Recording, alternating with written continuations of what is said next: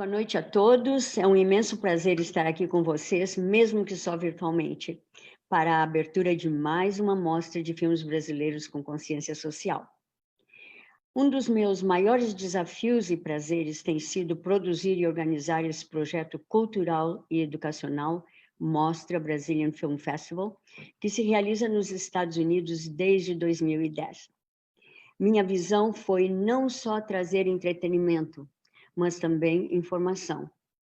Mostra Brazilian Film Festival foi criada para promover uma melhor compreensão da cultura, política, história, meio ambiente e temas sociais do Brasil através do cinema.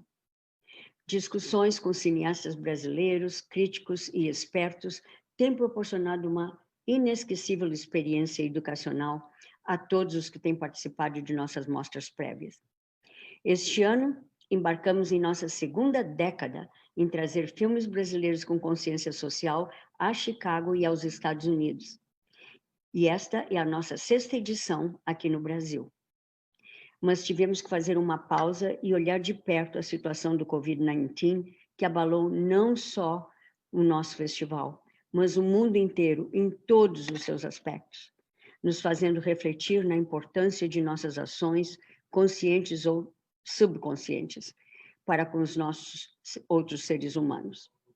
Nos Estados Unidos, o assassinato de George Floyd e todos os atos de violência cometidos no mundo inteiro devido à discriminação, ódio e falta de respeito por nossos irmãos seres humanos despertaram ao mundo a necessidade de ação, de tomar medidas para erradicar esses preconceitos.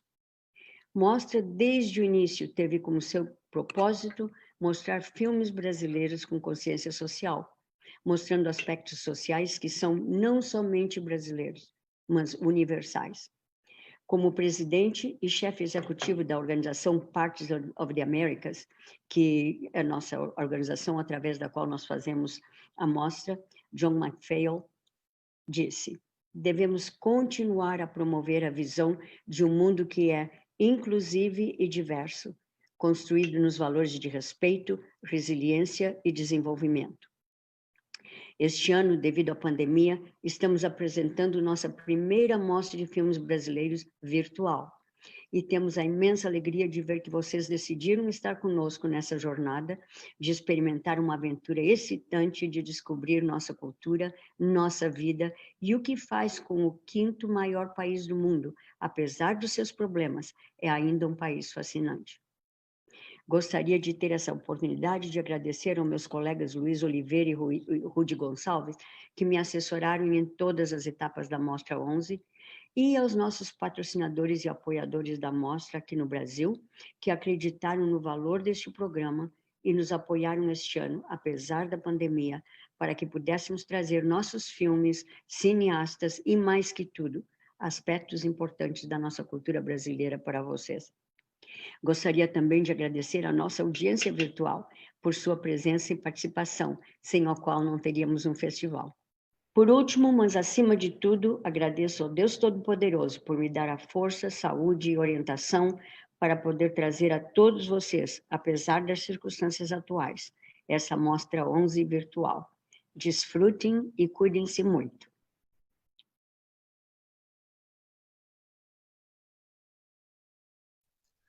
Olá, boa noite, bem-vindos, bem-vindas a mais uma noite de bate-papos da Mostra 11 Brazilian Film Festival.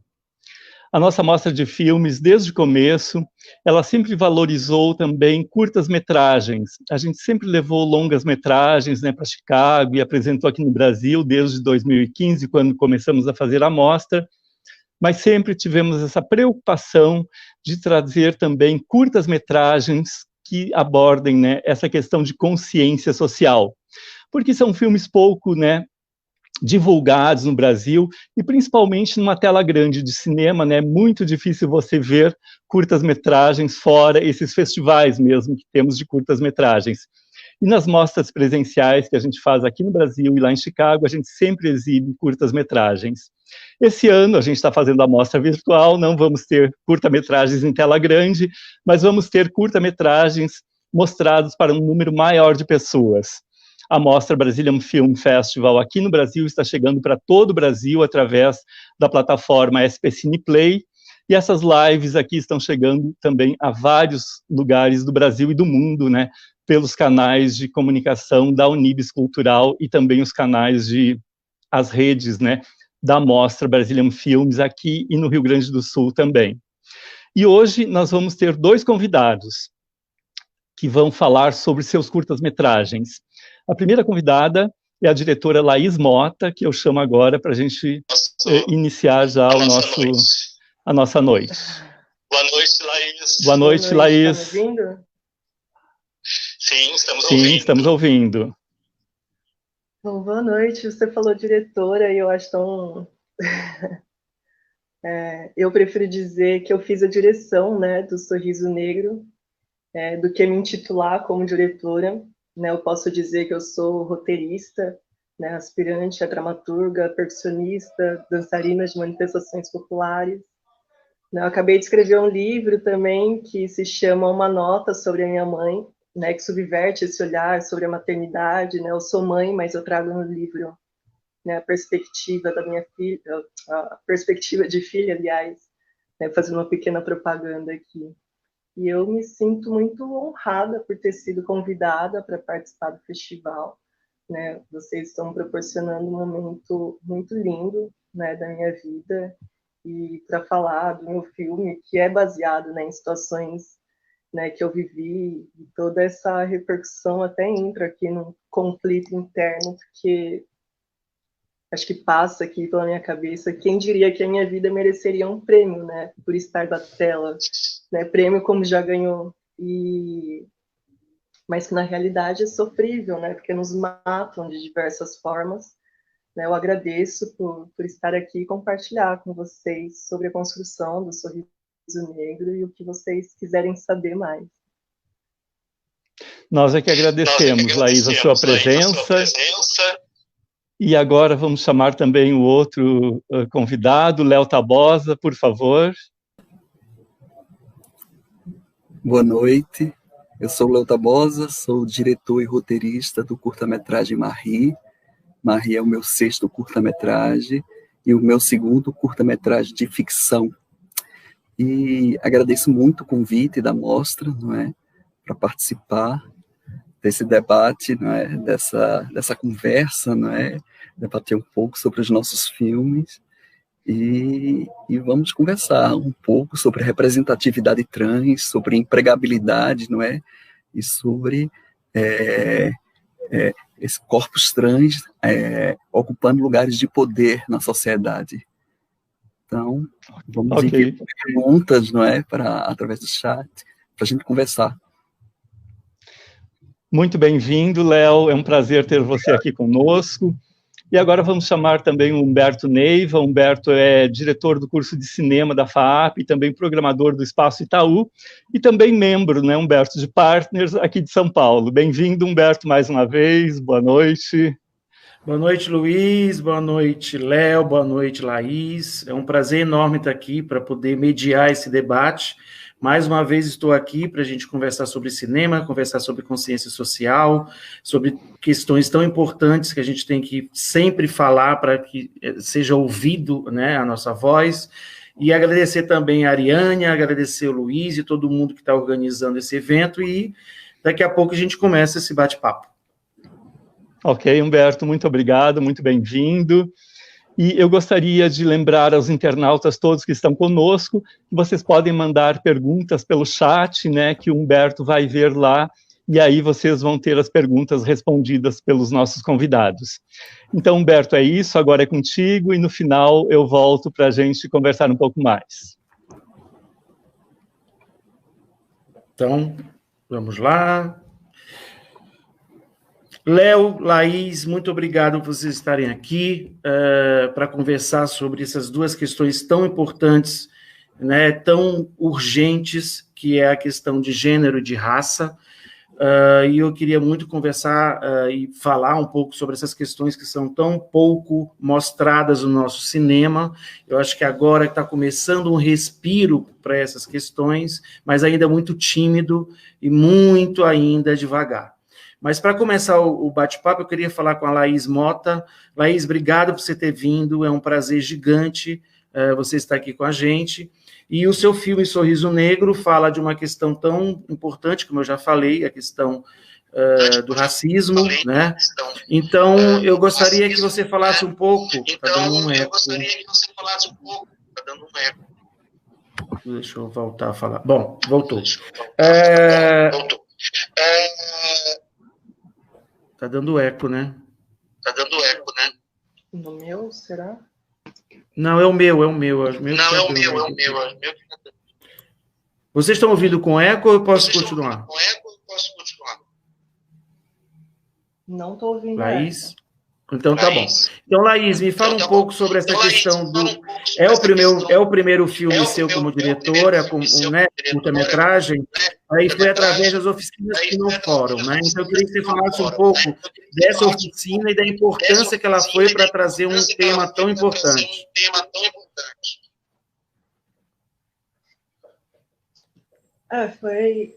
Foi o primeiro filme que eu fiz, né? O primeiro roteiro que eu escrevi também. Eu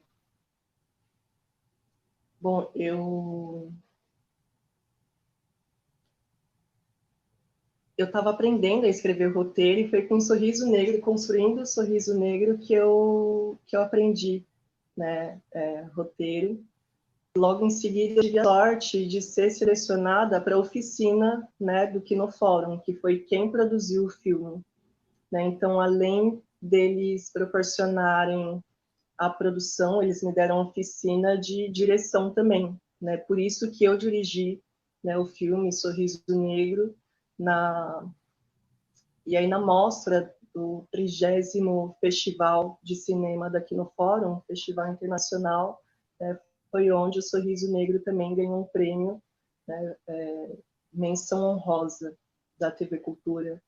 E agora estamos aqui hoje, né, partiu, né, a produção partiu de uma oficina e ganhou tomou uma proporção aí gigantesca, né? Legal. Léo, bom, você que é o... Eu acho que eu estou com um eco danado, eu estou me ouvindo mesmo. Agora parou. Léo, me diz uma coisa, você fez vários... antes, até você, na hora da sua apresentação, você falou que é o segundo filme ficção, né? Então, você sai de documentário e vai para ficção. Eu queria saber como é que foi esse pulo, né, de sair de documentários, para depois a gente falar um pouco sobre o seu filme, mas falar um pouquinho dessa tua experiência como curta-metragista, né, que já é o 6º filme seu. Então, como é que foi essa passagem de documentário para ficção? Certo. Eu sou formado em jornalismo e sou formado também em História pela Universidade Católica de Pernambuco. Meu trabalho de conclusão de curso foi um documentário, no qual eu tratei a vida de 6 travestis. Eram travestis que desenvolviam profissões desvinculadas da prostituição. Sim. Foi meu primeiro documentário. E foi um documentário que, na época, fez bastante sucesso, porque, na época, o que estava se produzindo em relação aos corpos trans eram filmes que mostravam apenas mulheres que se prostituíam ou que estavam ligadas a escândalos, a drogas, a marginalização. Mas isso, em nenhum momento, eu queria emitir nenhum juízo de valor.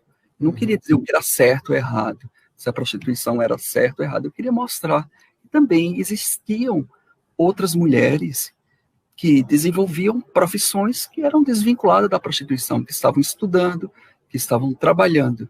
E foi um salto na minha carreira, digamos assim, né? Foi um pontapé inicial na minha carreira no audiovisual. Então, continuei como documentarista, produzi o curta-metragem também, chamado Tubarão, que seguia mais ou menos nessa mesma linha, sobre um personagem que vivia à beira da sociedade, na margem da sociedade, no qual contava a história dele de uma forma bem sensível. Veio o terceiro documentário, que fez parte de uma trilogia, não é?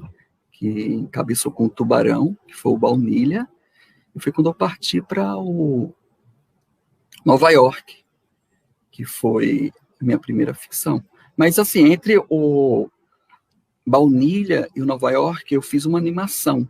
Foi um edital que eu ganhei e fiz uma animação. Foi um projeto piloto para TV, uma animação infantil. E aí eu comecei, fui para a ficção a partir de Nova York, não é? Onde eu trabalhei memórias de infância, não é? Do interior, onde eu morei. E, em seguida, comecei a produzir o Marri. Foi uma coisa bem gradual, não é? Foi uma coisa bem orgânica que eu passei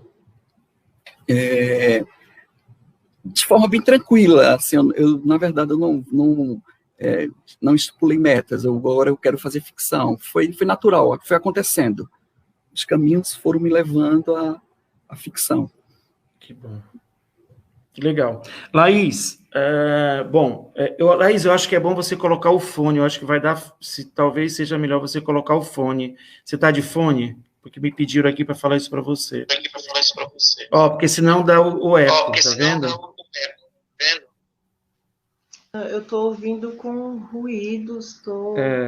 Você tem o microfone aí? Você tem o microfone aí? Minha filha acabou de quebrar o fone.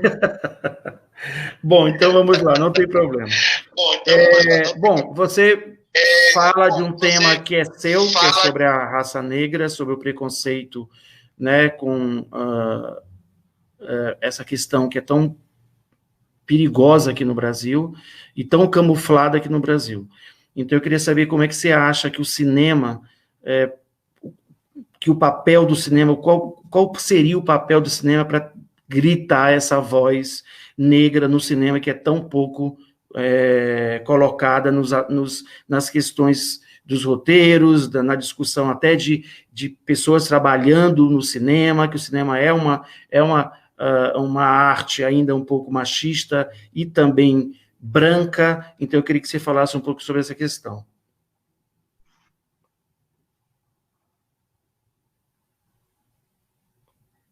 Tá me ouvindo?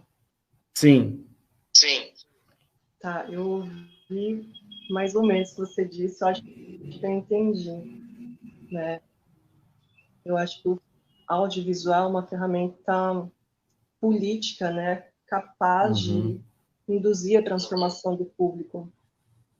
Né? Eu gosto, né? Tem como estilo, eu acho, tentar cutucar o público.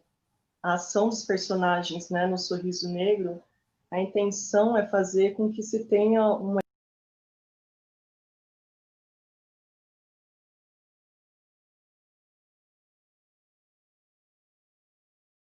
Tá me ouvindo? Sim, pode continuar. Eu acho que justamente para tentar fazer o público repensar nas suas atitudes e ver o quanto ele mesmo contribui, né, para a prática desse racismo de uma forma mais sutil, né? A cena do elevador no filme, ela foi construída a partir do mote de uma cena que caiu, né, que é o supermercado. E para mim, se tem um lugar mais racista do mundo, é o cinema. Vocês estão me ouvindo? Sim. É o cinema, Sim. é o mercado. Se tem um lugar que é mais racista para mim, é o mercado. E, né, tanto os funcionários quanto, né, pelos clientes, né, é onde eu percebo mais a prática do racismo nesse viés, né, da sutileza. Por várias vezes, né, fazendo um pequeno parênteses, né, por várias vezes, né, eu fui destratada pelos atendentes, né, de caixa ou motivo de perseguição, né, do segurança, e a única coisa que eu fiz, né, foi simplesmente entrar. E então todo esse inconveniente é sim porque eu sou preta, né? Não é à toa até que um rapaz acabou de ser assassinado dentro de um supermercado, né? Isso que a gente só soube porque foi filmado, né? E bom, e aí eu utilizo todas essas referências para trazer, né, nos filmes que eu desenvolvo, porque eu acho que, né, o cinema como essa ferramenta política, eu acredito que é capaz, sim, né, de induzir o público. Né, a minha intenção, né, de tentar, de alguma forma, diminuir, né, não sei se seria essa palavra a ideal, né, a intenção é essa, né, de fazer, diminuir as formas de preconceito. Né, eu acredito até que atinge uma pequena parcela, né, o restante, eu acredito, o restante, que é a grande maioria, né, eu acredito que da mesma velocidade que entrou, né, saiu. E porque também, né, o público acho que também não quer se identificar, né? Então, enfim, tá no meu cotidiano, né, a questão, essa problemática, né, racial, e eu tento usar o cinema como uma forma política para tentar reverter, né, ajudar de alguma forma a reverter, né, esse racismo. Sim. Tem uma cena no seu filme que é do banho, né? Que ela está tomando um banho com ervas, né? E aquilo ali me parece um pouco uma purificação de todo aquele, de tanta coisa ruim ao lado dela, né? Que está rodeando ela, né? E depois ela vai para um terreiro onde ela se solta e vira uma outra mulher, né? Ela é uma deusa ali, né? Eu queria que você falasse um pouco dessa transformação dessa mulher. Eu acho que de alguma forma subverter. Eu vejo, aliás, deixa eu explicar antes, o racismo, eu acho que é uma forma de controlar a população preta, né? E de alguma e a simbologia dessas cenas é de alguma forma subverter, né? Tanto as folhas quanto o tambor de crioula. Eu trago o tambor de crioula primeiro porque é uma manifestação, né, que eu participo, e aí, por outro lado, né, todo o rito e o ritual do tambor de crioula, ele, né, eu entro em estado de transe, né, eu me conecto com a ancestralidade, por assim dizer, né, é o momento em que eu percebi, né, que o problema do racismo não é um problema meu, né, é o que me dá força, né, para lidar e permitir, a partir de mim, né, as escolhas, né, eu acho que não me silencia mais, por exemplo. Então, para concluir, né, de alguma maneira, me deu a oportunidade de subverter, né, essa tentativa de controle sobre a população preta. E, né, eu acho que é isso. né, como lidar com o racismo. É o que me transmite força. Incrível. Não sei se não, eu te aquela respondi. cena é belíssima. Não, sim, sim. A cena é belíssima, né? Quer dizer, ela traz uma força ali, né? O tambor de crioula, eu sou do Maranhão, então eu conheço muito tambor de crioula. Então aquilo ali foi sabe, que um alento para você, né, ter aquela força que você tem, porque o tempo inteiro no filme você é quase que submissa a tudo que está acontecendo, né? E no momento que você vai para um tambor, que você se transforma, então, nossa, parabéns, aquilo é muito legal. Léo, agora você aqui, que a gente vai falar dos corpos trans, né? Você coloca essa discussão no filme, você trabalha com 2 trans no filme, né? Quer dizer, você não pegou uma atriz para fazer uma trans. Eu queria que você falasse essa questão também do empoderamento, né? Do corpo trans, de trazer a discussão não só no próprio filme, mas também dentro da atriz, né? Que você trouxe 2 trans para fazer o personagem, porque a gente já vi vários filmes em que são mulheres fazendo trans, ou não é necessariamente a própria trans fazendo o seu papel e representando aquilo que de mais forte tem. Eu queria que você falasse um pouco sobre essa questão. Eu sempre tive, quando eu comecei a escrever o roteiro, Marie, eu sempre tive esse cuidado, não é? Por não ser o meu lugar de fala, por ser um homem branco, reconheço meus privilégios de ser um homem branco, por ser um homem cis, gay, classe média, cheio de privilégios, e tratar de um assunto delicado, falar de corpos trans, no qual não é meu lugar de fala. A primeira coisa que eu fiz foi contratar uma consultoria, chamar uma atriz trans, roteirista, uma mulher trans, não é? Para me ajudar com esse roteiro. Porque em nenhum momento eu queria reforçar nenhum tipo de preconceito. Pelo contrário, eu queria que o filme pudesse levantar uma discussão positiva em relação a essa ocupação, não é, dos corpos trans em espaços de poder, não é? Essa humanização dos corpos trans. E a partir do momento que eu coloco 2 trans, não só uma trans, para interpretar uma personagem trans como uma trans, para interpretar uma personagem cis, a gente está falando de empregabilidade, não é? Uhum. A gente tem que falar sobre isso também. E foi muito bacana trabalhar com 2 mulheres trans, porque às vezes a gente entra nessa discussão de que a gente não tem uma atriz trans para interpretar. Não, a gente tem sim. A gente tem excelentes atrizes trans, a gente tem excelentes atores trans, tem excelentes fotógrafos, diretores, assistentes de direção, fotógrafos. A gente tem gente muito boa dentro do audiovisual. A gente precisa dar oportunidade para essas pessoas. Isso é muito importante, essa representatividade, porque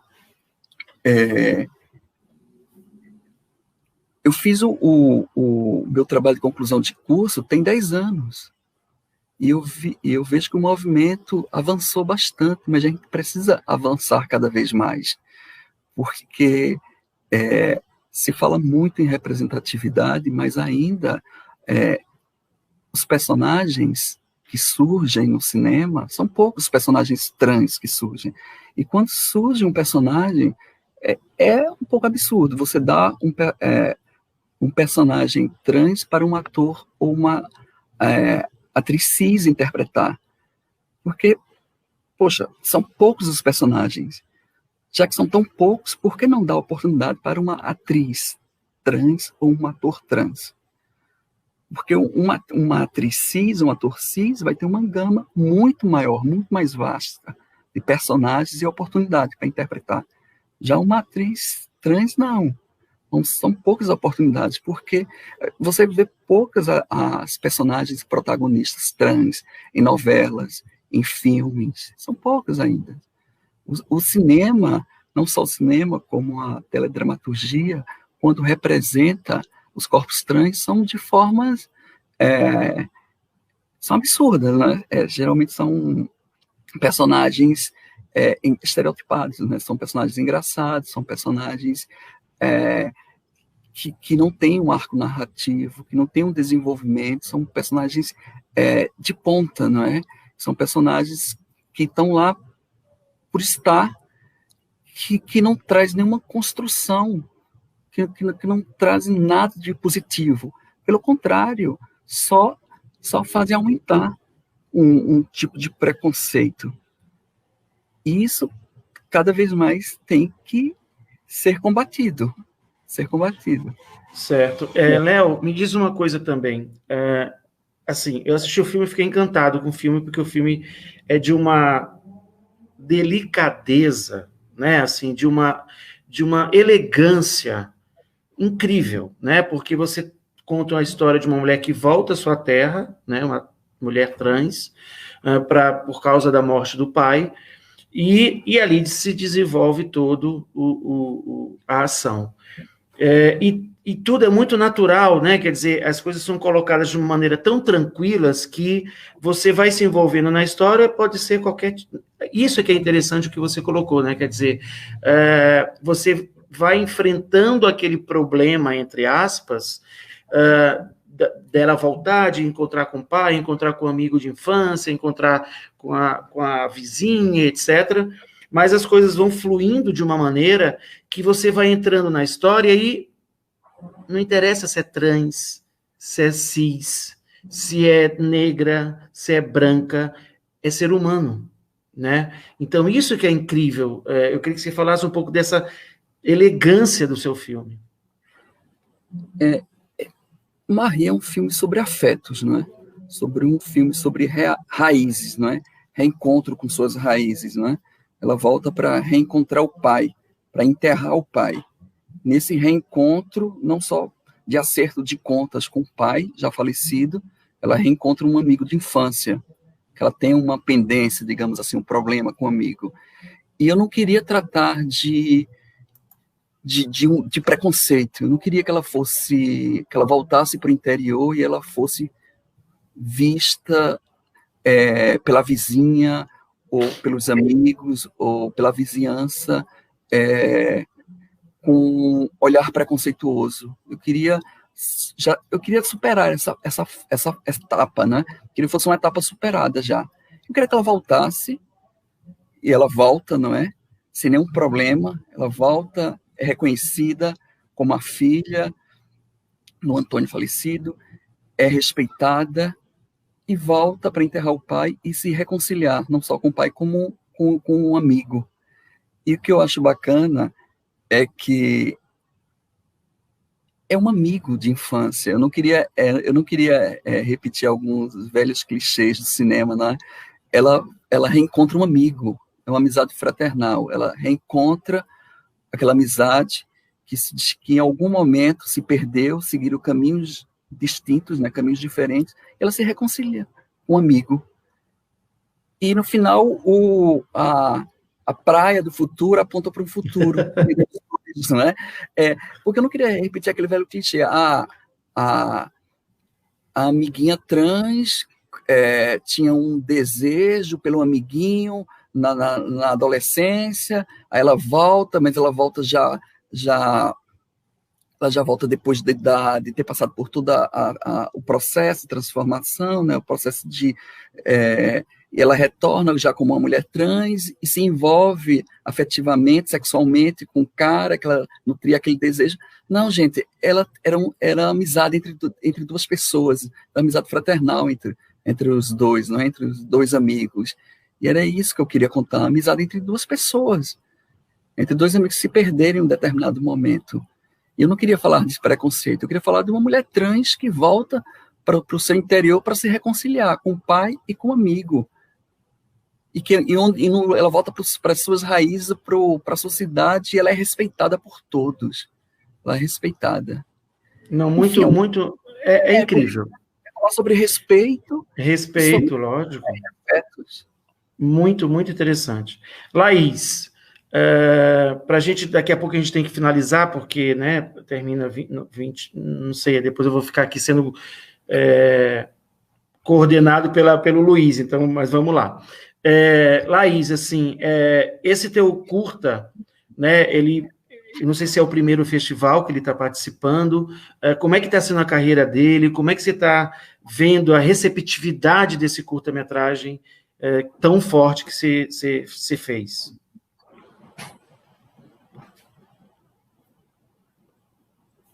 Você me ouviu? Acho que eu entendi. Não é o primeiro festival participando, né? Uhum. Não é o primeiro festival. Eu acho que é o 6º festival que está participando, mas ganhamos apenas um prêmio.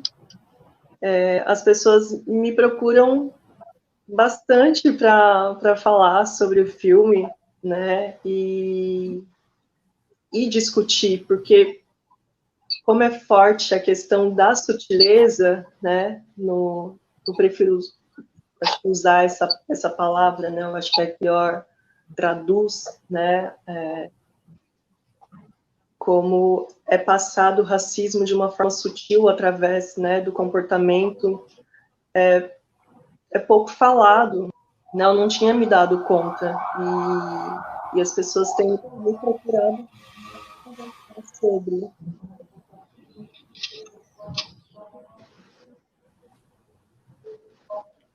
Agora você... Não, estamos ouvindo, Ruído.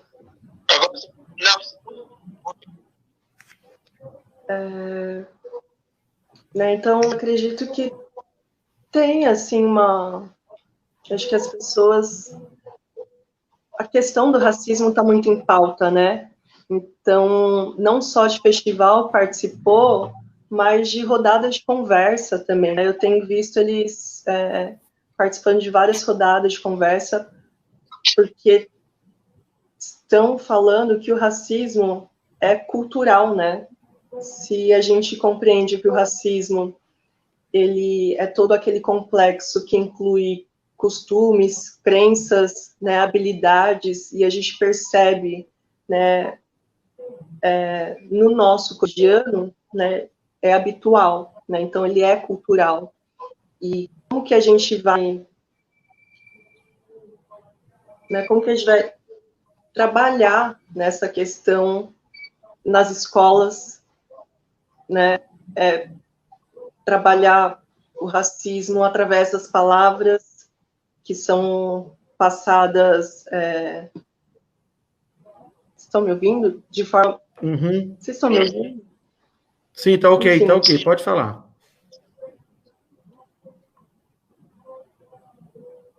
Né, que são palavras utilizadas em brincadeiras, né, como, enfim, estão me procurando bastante para discutir o filme e trazer esse viés, né, que é um comportamento, e como reverter, né, essa situação. Eu não sei, de novo, se eu respondi, porque eu, enfim... Eu acho que talvez você não esteja me ouvindo bem, mas eu acho que você falou de uma questão cultural, eu acho que é muito mais também estrutural, né? A gente já nasce... o branco já nasce, né, com todo um preconceito que permanece na sociedade, e é difícil a gente discutir isso tão claramente. Eu acho que agora é o momento, e não pode perder esse momento. Eu acho que não virá, entre aspas, moda discutir isso agora e depois morrer, não. Eu acho que essa discussão, seja dos corpos trans, seja do racismo, seja do... enfim, todos os tipos de preconceitos, eles continuem muito mais fortes, e o audiovisual tem esse papel, justamente como você falou, de propagar essa discussão, né? Então, Léo, me fala uma coisa da questão de como esse filme também repercutiu dentro da comunidade trans, por exemplo. Ele repercutiu bem, ele tem circulado bastante, não é? Ele fez sua estreia o ano passado no Festival de Gramado, e desde agosto do ano passado ele tem circulado bastante, não é? Já participou de mais de 40 festivais, já recebeu bastante prêmio, e tem feito bastante sucesso mesmo. A comunidade trans tem gostado bastante, aprovou o filme. Aprovou o filme. Acho que porque a gente fica muito, né, cheio de dedos, né? A gente fica morrendo de medo de não ser a voz real, claro. Né, da situação. Não, eu tive essa preocupação, como eu falei para vocês, mas eu recebi um feedback bem positivo da comunidade trans, bem positivo mesmo. Muito bom. As duas atrizes, você conseguiu elas aonde? Foi de oficinas ou indicaram você? Como é que você... porque eu estou falando isso porque eu dou aula na FAP e a gente está fazendo agora um dos filmes de conclusão de curso, já teve um que foi sobre uma trans também, agora estão em outro, e a dificuldade de ter algum lugar onde você ache esses atores e atrizes, né, trans, porque não está em nenhum tipo de agência, vamos dizer assim, né? Certo. Na época eu abri uma seleção, mas como era para selecionar a atriz, né, para fazer a Marie e a Alcina. Só que a Alcina era um perfil bem específico, não é? Eu queria uma atriz já senhora. E eu tinha bastante vontade, não é? Eu tinha um desejo grande de trabalhar com a Divina Valéria, mas eu achava algo bem impossível. Tinha visto o trabalho dela em Divina Divas, não é?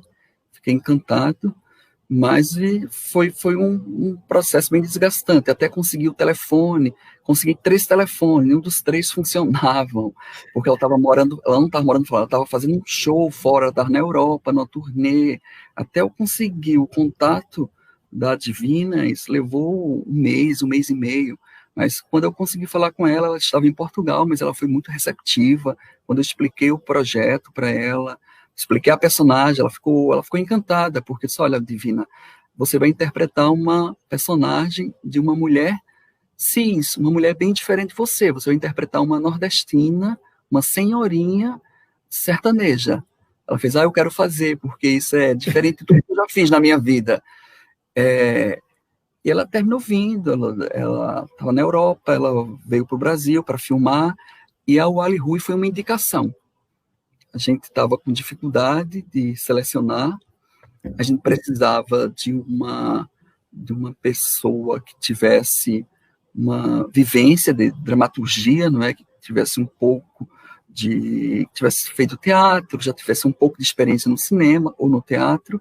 Foi quando surgiu a indicação da Wally Rui, e aí foi um processo bem mais rápido. Indicaram o nome dela, eu entrei no Instagram, mandei uma mensagem, ela mandou o telefone, conversei com ela por telefone, encaminhei o roteiro, ela gostou do roteiro, pedi para ela também ler o roteiro com calma, falasse para mim se tinha alguma coisa no roteiro que ela achasse que a gente deveria mudar, que achasse que eu deveria pensar com calma, modificar, se tinha alguma coisa que poderia causar algum desconforto para a comunidade trans, para ela. Ela disse que não, estava tudo ok, gostou do roteiro, topou fazer e foi tudo bem Aquela cena, a cena que que o morto está no meio das duas, né? E é uma cena muito longa, né? Quer dizer, não tem corte, né? E é de uma intensidade ali, né? Quer dizer, a câmera fica assim, né? Em contra-plongé e as duas ali, né? Atuando por um bom tempo. Essa cena você fez várias vezes. Como é que foi essa cena? Porque é uma cena muito, né? Não tem corte, né? Ela vai e a situação vai acontecendo. Tem muito improvisação? Não, eu só digo uma coisa a você, aquela cena era bem maior, teve um corte, era muito maior aquele diálogo, o início do diálogo, até ela chegar, as duas chegarem, sentarem na cama, tal, era bem maior. Não, mas não teve improvisação, não. Foi difícil, a gente repetiu várias vezes, foram vários takes, mas ficou do jeito que... Você queria. Eu queria. Laís, vamos lá agora. Você está me ouvindo agora? Faz assim. Nem fala nada, só porque se abre o microfone, talvez dê eco. Você está me ouvindo? Tá bom. A questão da direção dos atores, né? Com você foi através de uma oficina e você, né, dirigiu, você fez o roteiro a 4 mãos, né? Houve um outro roteirista com você. Como é que foi essa questão de ter dividido o roteiro, né? Porque é uma situação muito sua, né? Vamos dizer assim, você até falou na apresentação que é um pouco a sua história. Como é que é dividir um roteiro com a outra pessoa que não viveu, não tem essa vivência que você teve?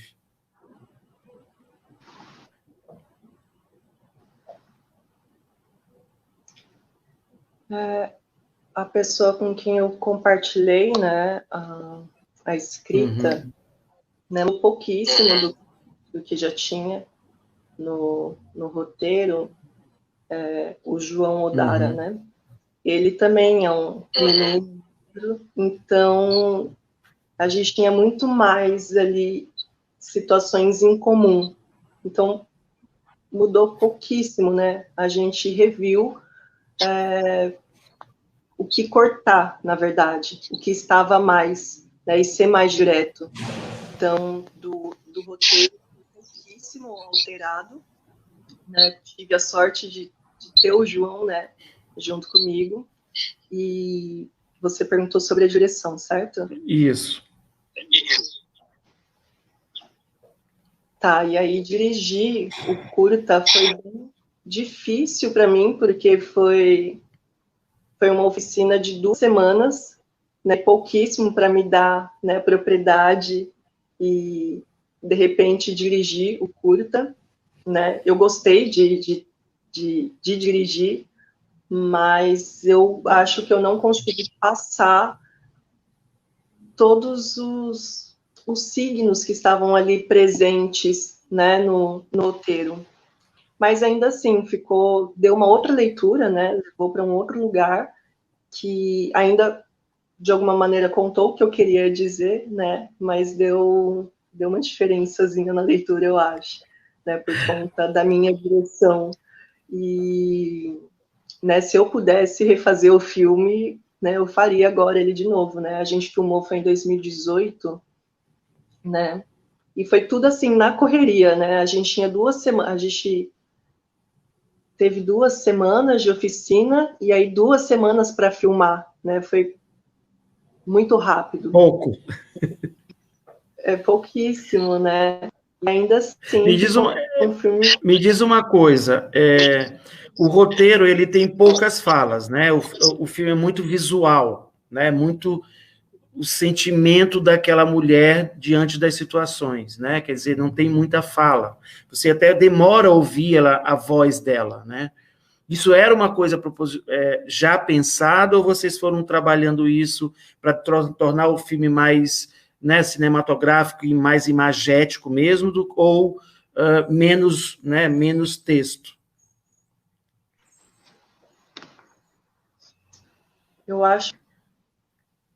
Eu acho que calhou por ser o primeiro roteiro que eu escrevi, e eu tinha uma dificuldade muito grande de desenvolver diálogo, né? E cabia muito bem para a narrativa.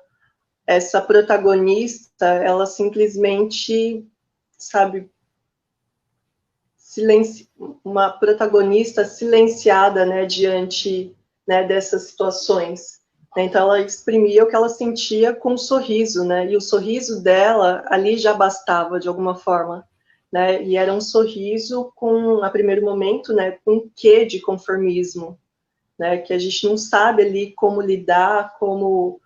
não tem lei para isso, né? A gente é muito desacreditado, e foi o filme, praticamente, eu desenhei essa perspectiva, né?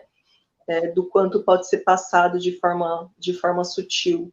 Então, coube muito bem, apesar de eu, na época, não saber desenvolver diálogo, né, coube muito bem a essa narrativa, a protagonista não falar muito, e só focar ali no sorriso dela, né? O que ela sentia diante daquelas situações, até ela encontrar o sorriso que pertence a ela, né?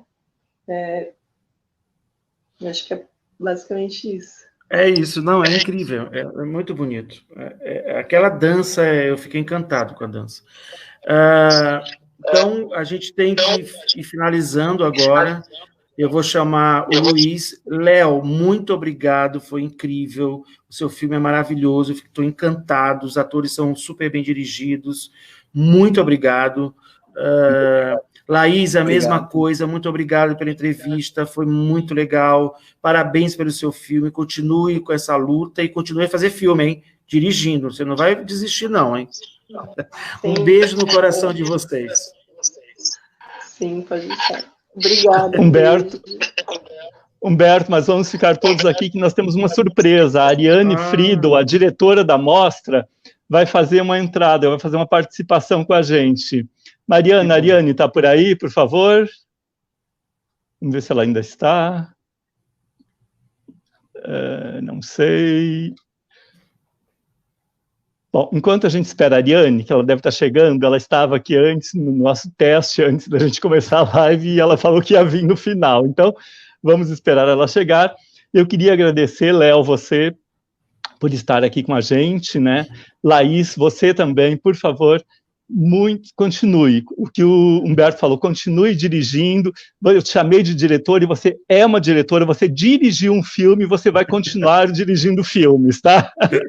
Continue, não desista, porque o teu filme, eu te falei, eu gostei muito do teu filme, é um filme muito impactante, sabe? Mesmo não tendo muito diálogo, ele mostra essas situações muito sutis do racismo no dia a dia que a gente vive. Sabe, a gente vive isso, a gente vê isso no dia a dia, e o teu filme está muito legal por isso, assim, ele não precisa ter muitos diálogos, e muito legal você falar isso, que você não sabia muito escrever diálogos e tudo, e calhou muito bem, sabe, porque esse silêncio dela é o silêncio, né, dos negros mesmo, da negritude silenciada, né, e depois aquele sorriso, como eu já te falei, no final, assim, com aquela dança, tudo aquilo é incrível, é maravilhoso o filme, né? Eu acho que a Ariane não veio, gente, espera aí. A surpresa... Ela não sei, ela falou que ia entrar aqui, né? Mas eu acho que ela não veio. Então, eu agradeço a todos vocês. Claro. Posso aproveitar e agradecer pessoas que eu convidei para assistir, que são pessoas que participaram de todo o processo. O João Odara é um deles, né? E eu tenho amigos que são griots e griotes que me acompanham, né? Que é a Marcela Rosa, Thalícia Venância, Tamires Hilário, a Júlia Balista, né? Karina Pimentel, Pedro e Frederico Lima e Tirso. Claro. Posso aproveitar e agradecer pessoas que eu convidei para assistir. Está dando... Eu não sei o que está dando aí, um delay, né? Alguma coisa. Oi, alô. Oi, Ariane Friedel chegou, a diretora e fundadora da mostra. Bem-vinda, Ariane, boa noite. Boa noite, eu estou aqui assistindo tudo, mas com bastante problema de entrar no áudio, né? Mas, de qualquer maneira, é só para dar um agradecimento muito grande à Laís, que eu ainda não conhecia, só pelos trâmites para lá e para cá de conseguir o filme, mas ao Léo, que esteve conosco aqui, uma palestra muito boa, e ao Humberto, que está aí nos ajudando a mediar todas essas sessões. Realmente é um prazer enorme. As duas obras são realmente muito significativas e que realmente nós precisamos apresentar no nosso festival. Então, eu agradeço imensamente a todos vocês, e ao Luiz e ao Bruno também, a Sami, por novamente agradeço por nos estar fazendo a hospitalidade aí na Unibis Cultural. A todos vocês, mais uma vez, muito obrigado por prestigiarem a nossa mostra. Ok, Ariane, então a gente vai encerrando, Eu agradeço de novo a vocês todos e quero convidar a todos os internautas para amanhã estarmos de novo num bate-papo às 8h30 da noite. Amanhã a gente vai ter o diretor Fabian Remy falando do seu filme A Terceira Margem. Eu estava falando hoje de tarde, né, Ariane, com você, e a gente já está com essa saudade da mostra. A mostra já passou da metade, só temos mais 2 exibições, e é como na mostra presencial. A gente vai chegando no final e vai dando aquela saudadezinha. Mas eu queria também falar para todos vocês que os filmes estão na plataforma, vocês podem assistir todos os filmes, né, até domingo. Alguns curtas vão ficar até fevereiro na plataforma do SP Cine Play. Então, acessem o nosso site, através do site vocês têm acesso aos filmes e também aos links de bate-papos. Então, uma boa noite a todos e espero por vocês amanhã. Um abraço. Boa noite. Boa noite.